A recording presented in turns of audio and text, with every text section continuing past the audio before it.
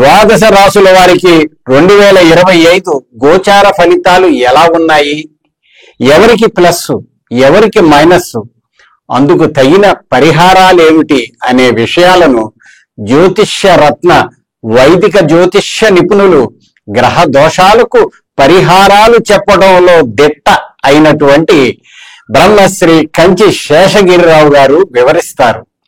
గతంలో ప్రముఖ సంస్థకు రత్న శాస్త్ర నిపుణులుగా కూడా కంచి శేషగిరిరావు గారు వ్యవహరించారు. మరి ఇక ఆలస్యం చేయకుండా 2025 వార్షిక ఫలితాలను వారి ద్వారా తెలుసుకుందాం. సింహరాశి వారికి ఈ 2025 ఎలా ఉంటుంది గురుగారు? తప్పకుండా. ఇప్పుడు మనం 2025కి వచ్చేప్పటికి ఏంటంటే ఇంచుమించు ఇప్పటిదాకా మనం చెప్పుకున్న రాశులన్నిటికీ కూడా ఎంతో కొంత మంచి పరిస్థితులు ఉన్నాయి, అనుకూలమైన స్థితి ఉంటుందని మనం చెప్పడం అనేది అయితే జరిగింది. కాకపోతే ఇప్పుడు ఒకంత ఏదైనా సరే ఇబ్బంది ఎదుర్కొనే రాశుల్లో ప్రస్తుతం సింహరాశి అనేది ఉంటుంది. ఏ రకంగా ఉంటుంది అంటే కనుక ఇప్పుడు మనకి ప్రస్తుతం ఈ కర్కాటక రాశికి ఎప్పుడైతే ఈ అష్టమ శని అనేది వదులుతుందో అది తర్వాత రాశి అయిన సింహానికి పడుతుంది. కనుక ఇక్కడి నుంచి సింహం వారికి ఈ అష్టమ శని యొక్క ప్రభావం అనేది ఉంటుంది. సో ఈ అష్టమ శని ప్రభావం మరి వాళ్ళని ఏ రకంగా ఏడిపిస్తుంది అంటే కనుక రెండు విషయాల్లో కొద్దిగా ఎక్కువ ఇబ్బంది పెట్టడం అనేది జరుగుతుంది. ఒకటి ఏంటంటే భార్యాభర్తల మధ్య ఏదైనా సరే ఈ సంబంధ బాంధవ్యాలు కొంతవరకు ఇబ్బందులు ఎదుర్కోవటం అనేది జరుగుతుంది. తర్వాత రెండోది వచ్చేప్పటికి ఏంటంటే అనారోగ్యం అనేది అష్టమంలోకి ఎప్పుడైతే రోగ ప్రదేశంలోకి శని వచ్చి చేస్తాడో వీళ్ళకి తరచూ ఏదైనా సరే చిన్న పని చేసినా అలసిపోయినట్టు ఉండటం, కొద్దిగా పని చేసినా కూడా వెన్నులాగుతున్నట్టు ఉండటం, కొద్దిగా మెట్లెక్కితే కీళ్ళు నొప్పులని, ఇలా ఏదైనా సరే ఎముకలు నరాలు కీళ్ళు తరచూ ఏదైనా సరే వాటికి సంబంధించిన ఇబ్బందులు ఎదుర్కోవటం, కావాల్సిన పని చేయవలసిన పని ఏదైతే ఉందో దానికి మనం ఏదైనా సరే కొంత బద్ధకం, రేపు చేద్దాంలే ఎల్లుండి చేద్దాంలే, ఇలా కొంత వాయిదా వేసే తత్వం అనేది కూడా వీరి మీద ఎక్కువ ప్రభావం చూపించడం అనేది ఈ అష్టమ శని వచ్చాక ఉంటుంది.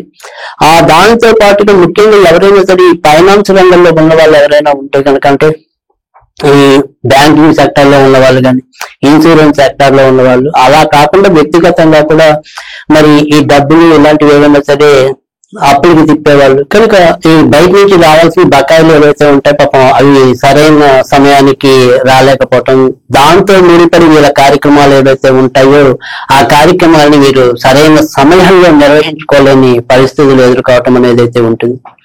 అలాగే మనం ఏదైనా సరే ఎంత ఇటు కుటుంబ సభ్యులు అనుకోండి, బయట ఉండే వృత్తి ఉద్యోగాల్లో ఉండే పై వాళ్ళకి అనుకోండి, ఎవరికి మనం ఏ రకంగా మంచి చేసినప్పటికీ కూడా ఆ మంచి కూడా ఏదో రకంగా కొంత మనని ఇబ్బంది పెట్టడం, అంటే మన యొక్క సహాయ సహకారాలకి సరైన గుర్తింపు గౌరవాలు లభించకపోవటం, ఈ రకమైన చికాకులన్నీ కూడా నడుస్తూ ఉంటాయి.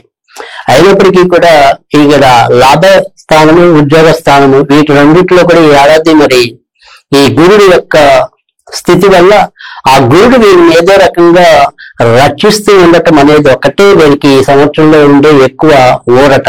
అంటే ఎప్పుడు ఎలాంటి విపత్కర పరిస్థితి ఏర్పడినప్పటికీ కూడా చివరి నిమిషంలో మాత్రం ఏదో రకంగా బయటపడుతూ ఉంటారు. కానీ ప్రతిరోజు కూడా దిందన గంట 100 ఏళ్ళ ఆయుష్ అన్నట్టు అమ్మయ్య ఇవాళ నేను ఈ సమస్యను నుంచి బయటపడ్డాను అనుకోవటమే తప్ప ఇంకో కొత్త సమస్య ఏదైతే తప్పకుండా వీళ్ళకి కోసం ఎదురు చూస్తూ ఉంటుంది.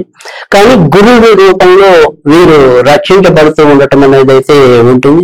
కానీ ఎప్పుడైతే మరి అక్టోబర్ నుంచి దీని రాశ్యాధిపతి రవి నీచంలోకి రావటం అనేది ఉంటుంది, తర్వాత మరి ఇంచుమించుగా నవంబరు ఆ సమయంలోకి వృశ్చికంలో రవి సంచరించడం ఉంటుంది. కనుక ఈ అక్టోబరు నవంబరు మధ్య మాత్రం ఈ ఇందాక చెప్పిన మొదట్లో చెప్పిన ఏదైనా సరే ఈ అనారోగ్య సమస్యలు మరింత హెచ్చరిల్లే అవకాశాలు అయితే ఎక్కువగా ఉంటాయి. తర్వాత ముఖ్యంగా ఈ గుండెకి సంబంధించిన ఏదైనా సరే సమస్యలు ఉంటే కనుక వాటి విషయంలో కూడా ఒకంత జాగ్రత్తగా ఉండటం అనేది మంచిది. ఇంకా మిగతా అన్ని నెలలు కూడా మొదట చెప్పినట్టు ఏదైనా విషయంలో బయటపడుతూ ఉంటారు, కానీ పరిపూర్ణమైన స్థాయిలో మంచి జరుగుతుందని ఇక్కడ మనం చెప్పుకోవడానికి అయితే ఉండదు. ఇక ఈ సింహరాశిలో జన్మించి ఎవరైనా సరే పెళ్లి కోసం వేచి ఉంటే కనుక ఈ ఏడాది కొంతవరకు పుబ్బా నక్షత్రం వాళ్ళకి, ఉత్తరా నక్షత్రం వాళ్ళకి మేలు చేసే అవకాశాలు అయితే ఎక్కువ ఉన్నాయి. మఖా నక్షత్రం వారికి మాత్రం సంబంధాలు దగ్గర దాకా వచ్చి మళ్ళీ ఏదో రకంగా ఆగిపోయే ప్రమాదం ఎక్కువగా కనిపిస్తుంది. కనుక మఖా నక్షత్రం వాళ్ళు అయితే మాత్రం కేవలం పెళ్లి కోసం మాత్రం తరచూ ఎక్కువగా వినాయకుడిని పూజించండి. ఇక మిగతా అన్ని రాజుల వారికి చెప్పుకునే 2 నిమిషాల తర్వాత మేము చెప్పడం అనేది అయితే ఉంటుంది కానీ బట్ పెళ్లి కోసం మాత్రం వినాయకుడిని పూజించడం అనేది చేయడం అనేది మంచిది. ఇక ఏదైనా సరే కొత్తగా ఇల్లు కానీ భూములు కానీ ఇలాంటివి మనం ఏమైనా కొనగలుగుతామా? సరే, ఈ అష్టమ శని ప్రభావం అష్టమ శని ఉంటుంది, కానీ అలాంటిది ఏదైనా సరే మంచి జరుగుతుందా అని మనకి ఈ రాశిలో జన్మించిన వాళ్ళకి ఒక్కోసారి ఆ సందేహం కలగడానికి అవకాశం కూడా ఎక్కువగానే ఉంటుంది. అయితే దానికి సంబంధించిన ప్రయత్నాలు ఏవైనా ఉంటే కనుక ఇప్పుడు ఏదైనా ముఖ్యంగా ఈ జనవరి నుంచి మే లోపు కనుక కొద్దిగా ఎక్కువగా బలంగా చేసుకున్నట్టయితే ఎంతో కొంత అది ముందుకెళ్ళి ఫలించే అవకాశాలు కూడా ఎక్కువగానే కనిపిస్తాయి. ఇక ఈ ఎవరైతే మనకి సింహరాశిలో జన్మించిన విద్యార్థులు ఉన్నారు అంటే వారి యొక్క చదువు ఎలా సాగుతుంది అనుకుని ప్రశ్నించినట్టయితే కనుక వీళ్ళు బాగా మరి అష్టమ శని ప్రభావం ఉంటుంది కాబట్టి వీళ్ళకి ఇంటి వ్యవహారాల కన్నా బయట వ్యవహారాలు అంటే స్నేహితులు ఇలాంటి వాళ్ళ ఇది ఎక్కువగా ప్రాబల్యం అనేది ఎక్కువగా ఉంటుంది కనుక ఖచ్చితంగా వీళ్ళు చదువు విషయంలో ఏదైనా సరే కొంత అశ్రద్ధ చేసే అవకాశాలు కూడా ఎక్కువగానే కనిపిస్తాయి. లేదా ఈ శని యొక్క ప్రభావం వల్ల ఎప్పుడైతే మనం చదువు పరీక్షలు రాయాలో అదే టైంలో ఏదైనా సరే ఒకసారి అనారోగ్యానికి గురి అవ్వటం, తర్వాత వాయిదాలు వేస్తూ ఉండటం, ఈ రకమైన పరిస్థితులు ఉంటాయి కనుక విద్యార్థులు అయితే కనుక కొద్దిగా ఎక్కువగానే జాగ్రత్తలు తీసుకోవాల్సిన పరిస్థితులు అయితే కనిపిస్తున్నాయి. గురువు గారు, సింహరాశి వారికి అష్టమ శని కారణంగా అనేక సమస్యలు వస్తున్నట్టుగా చెప్పారు. అవును.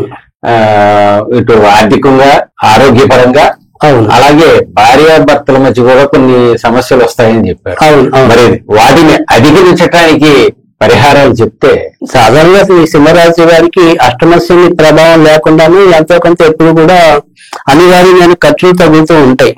అంటే కుటుంబ బాధ్యతలు అనుకోండి, లేదా కుటుంబంలో ఎప్పుడు ఏదో రకమైన అనారోగ్యం అనుకోండి, లేదు వీరు ఆత్మాభిమానం అంటే మనం ఒకళ్ళ కింద చేయ తక్కువ ఉండకూడదు అని ఒక రకమైన పాల్స్ స్టేజ్ కి కూడా పోయి ఒకసారి ఖర్చులు ఎక్కువగా తెచ్చుకునే అవకాశం కూడా ఈ సింహరాశి వారికి ఉంటుంది.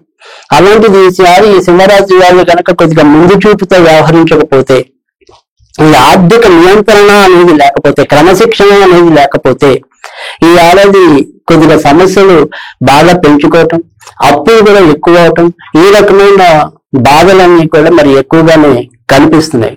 కనుక సింహరాశి వారు ఈ సంవత్సరం అంతా కూడా సాధ్యమైనంత వరకు ఎక్కువగా సుబ్రహ్మణ్య స్వామికి సంబంధించిన ఆరాధన చేసుకుంటూ ఉండాలి. ఇక అవకాశం ఉంటే కనుక ప్రతిరోజు కూడా నుదుట మీద గాని హృదయం మీద గాని సింధూరాన్ని ధరించాలి.